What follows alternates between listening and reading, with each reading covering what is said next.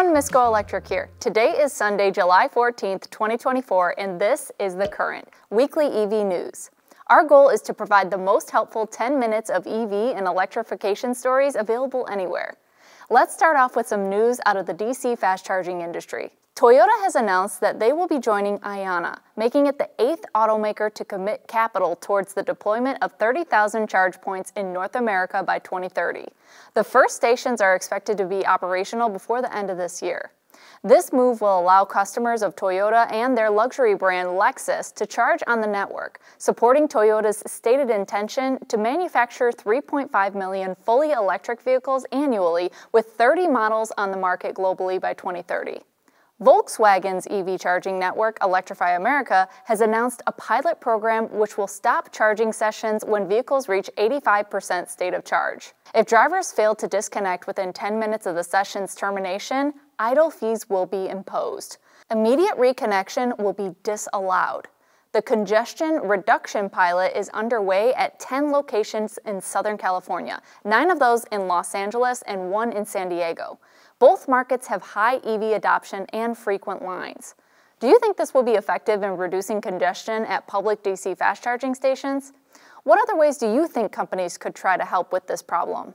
BP Pulse has signed a deal with Simon Properties, which owns more than 200 shopping centers worldwide. BP plans to install and operate their GigaHubs at 75 Simon locations, which would add 900 charging bays across the country. The first locations are expected to open in early 2026, with locations to be listed at Simon's electric vehicle charging webpage, all major map platforms, and within the BP Pulse app. The U.S. Department of Energy is providing a whopping $1.7 billion in grant funding for certain corporations to convert 11 closed or struggling vehicle production and assembly plants to EV production. The taxpayer handouts are being given to General Motors, Stellantis, Volvo, Bluebird, Harley-Davidson, Cummins, Hyundai Mobis, and ZF across 8 states. There is nothing harder to a manufacturing community than to lose jobs to foreign competition and a changing industry. Even as our competitors invest heavily in electric vehicles, these grants ensure that our automotive industry stays competitive, and does it in the communities and with the workforce that have supported the auto industry for generations, said the U.S. Secretary of Energy, Jennifer Granholm. Of course, we love to see electrification advance. It might be worth looking closely at the reasons these particular companies have been chosen. Several of these industry leaders are reporting record profits and have already received billions. Meanwhile, other well-known EV-related manufacturers have never received this kind of funding. This allocation of resources could be seen as well-intentioned aid or crony capitalism. What is your stance? At the beginning of June in episode 13 of The Current, we reported that Vinfast appeared to be delaying their U.S. manufacturing facility. This week, the delay has been officially confirmed by the brand. Vinfast's planned $4 billion North Carolina facility was projected to start production in 2025, but has been delayed to 2028. The 800,000 square foot facility is expected to produce 150,000 vehicles annually. They are also cutting their EV delivery forecast for this year from 100,000 vehicles to 80,000 vehicles globally. The chairwoman of the board of directors said, "We have adopted a more prudent outlook that is carefully calibrated to near-term headwinds, taking into full consideration the realities of market volatility and potential challenges. Our robust long-term strategy and proven execution capabilities position us well to meet the evolving needs of the dynamic global EV market." In the second quarter of this year, Vinfast delivered 12,058 units globally, which was an increase of 24% quarter over quarter. Do you think Vinfast can survive the U.S. market? Taiga Motors, a Canadian electric snowmobile and watercraft manufacturer, has filed for and was approved for creditor protection this week. The company cited challenges in scaling its business and a particularly mild winter that put a damper on snowmobile sales. As part of the court-approved process, Taiga has secured a $4.4 million loan from Export Development Canada, its largest secured creditor, to finance its restructuring efforts. Deloitte Restructuring Inc. has been appointed as the monitor to oversee the proceedings. The company is also launching a formal sale and investment solicitation process, indicating a potential change in ownership or strategic partnerships in the near future. Last month, Taiga announced the departure of their CFO, and their first quarter financial report revealed higher net losses of $14.38 million for the quarter compared to the previous year's $12.99 million in Q1. Germany's Manager magazine is reporting that VW's new SSP platform, which was slated to debut in 2026, is delayed once again. The debut has been pushed to late 2029. The platform, announced in 2021, was set to underpin VW's Project Trinity and Audi's Artemis project in 2024. The brand's E3 2.0 software architecture from its CARIAD division will not be ready in time and is reportedly a primary reason for the delay.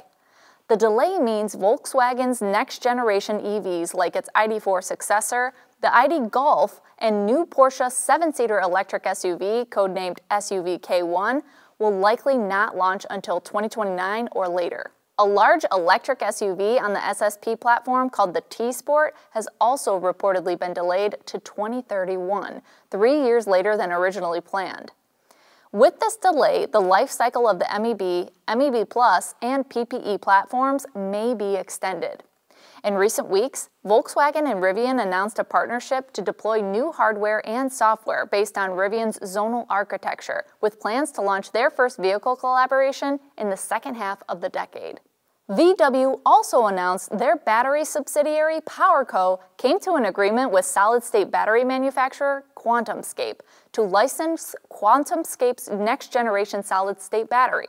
Quantumscape will grant PowerCo a non-exclusive license to mass-produce battery cells upon satisfactory technical progress and certain royalty payments, with a $130 million prepayment to Quantumscape. This will allow PowerCo to manufacture up to 40 gigawatt-hours per year of Quantumscape's technology, with the option to expand up to 80 gigawatt-hours annually, which is expected to outfit approximately 1 million vehicles per year. This new agreement supersedes an earlier joint venture between the Volkswagen Group and Quantumscape to co-manufacture batteries that was established back in 2018. Quantumscape is still in the prototype phase of manufacturing their first mass-market solid-state cell, but plans to start production in 2025.